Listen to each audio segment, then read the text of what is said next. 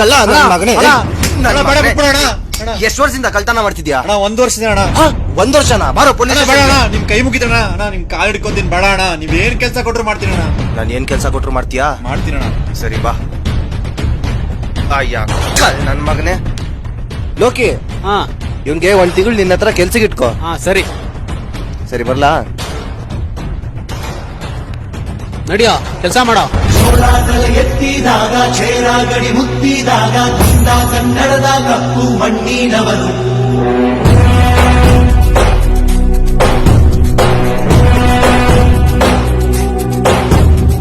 ವಜ್ರ ಬಲ್ಲಾಳರಾಯ ಸೋಗೆ ಬಲ್ಲಾಳರಾಯ ಕತ್ತಿಗಲೆ ಬಿತ್ತಿ ಹೋದ ವಂಶಾದವನು.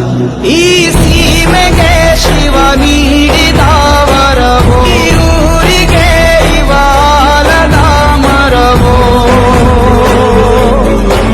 3 ಸುತ್ತಿನ ಪಾಟೆ ಗಸ್ತಿಗೆ ನಿಂತ ಗರಡಿ ಮನೆ ನಾಯಕ. ಏಯ್ ಬರ ಇಲ್ಲಿ.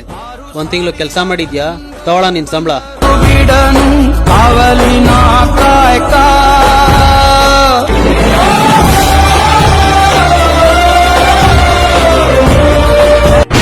ಯಾಕೋ ಏನಾಯ್ತು?